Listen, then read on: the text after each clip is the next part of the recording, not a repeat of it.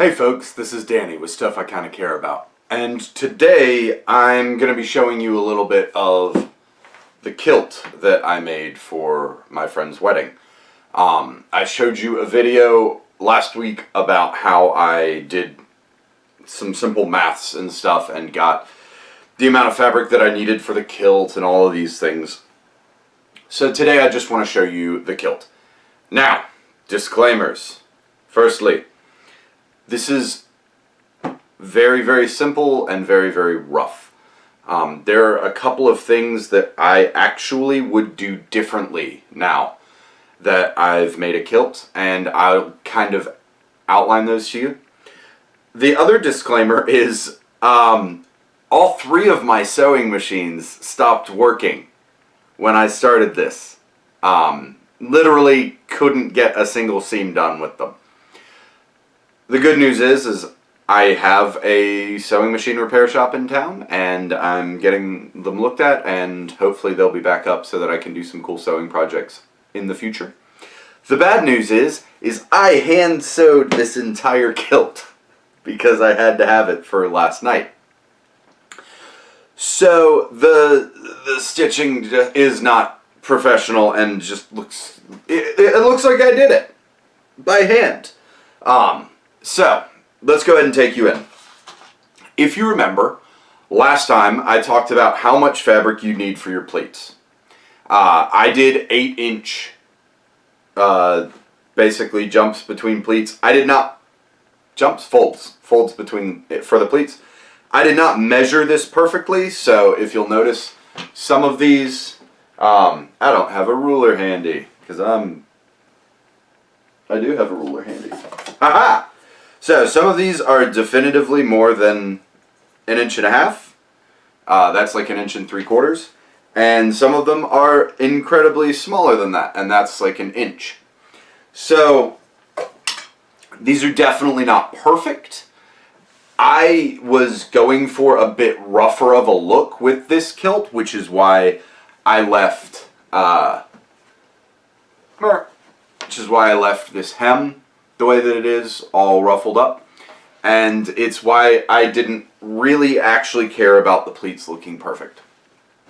But I'm going to give you a few tips, things that were really helpful for me. So, firstly, this kilt, you'll remember I said that between 3 of these is 8 inches. So, essentially what I was doing with this fabric is I was taking it, I was grabbing right here, and then I was moving in right about like that. And then you can just press it flat and it actually holds decently well. I wanted this line from the pattern of the fabric on the top of each one of my pleats.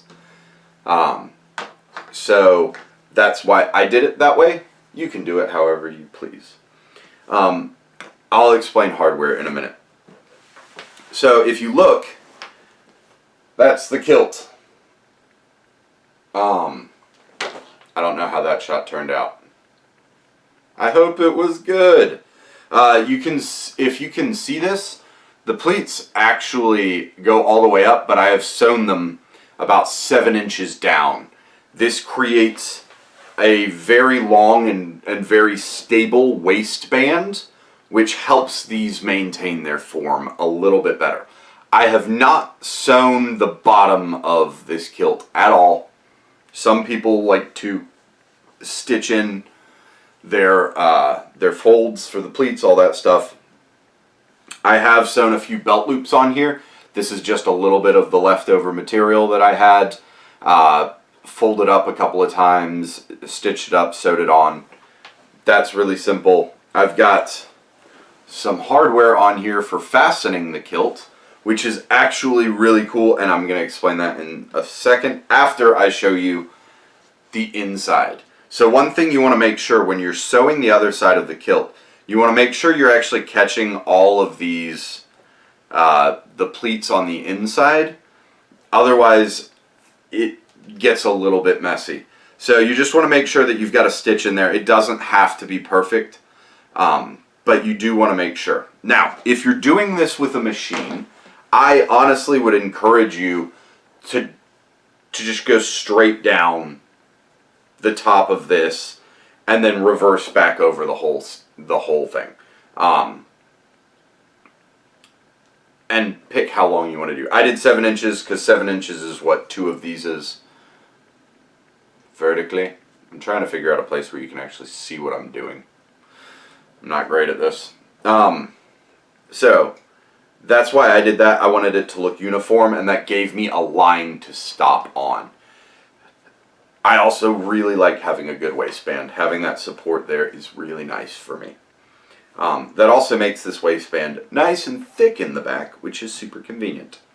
So as for this hardware is stuff that I got at Walmart. Hopefully you can see that. I don't know if you can see that. They are overall buckles with no sew buttons.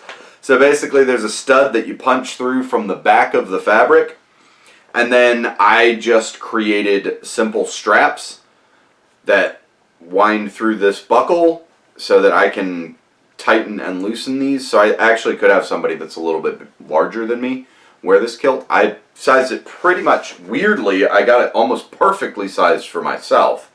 So that's awesome. And these literally just do that. Super simple. I love it. Of course, this one goes there, but it goes around you. The other thing that I had to do is I had to cut a slit through here for this buckle. So what actually happens is, let's see if we can do this.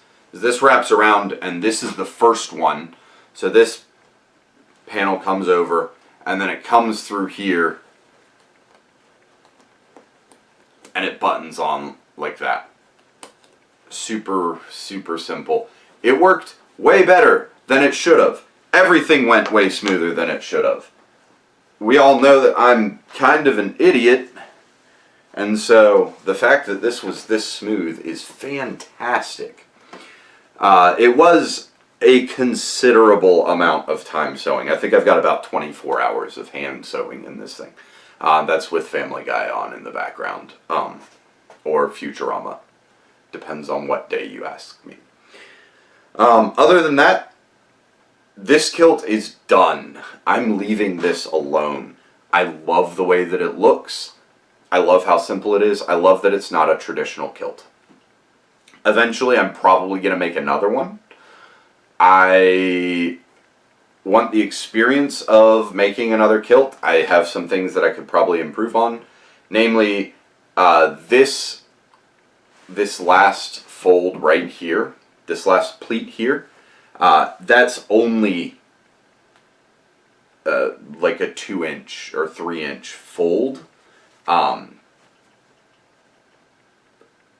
because I didn't cut my fabric quite long enough, to be perfectly honest with you.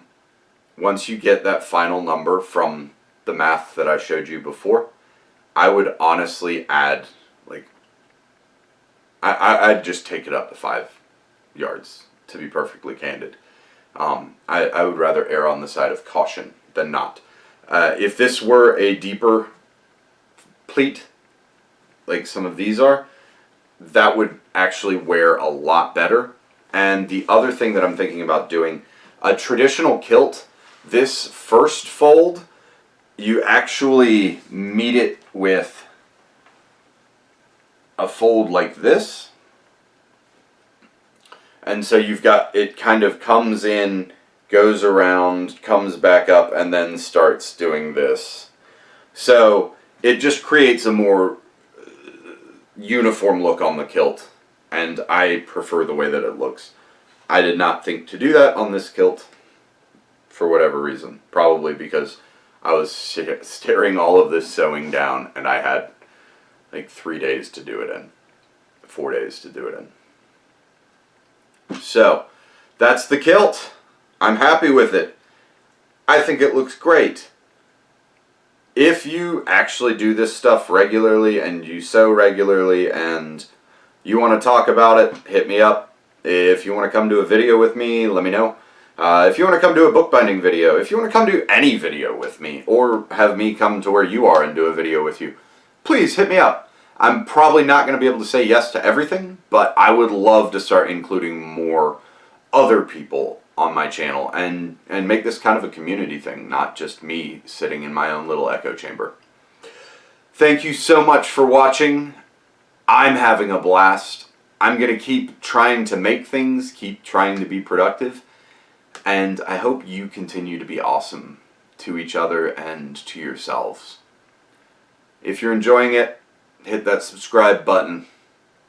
Please. Later.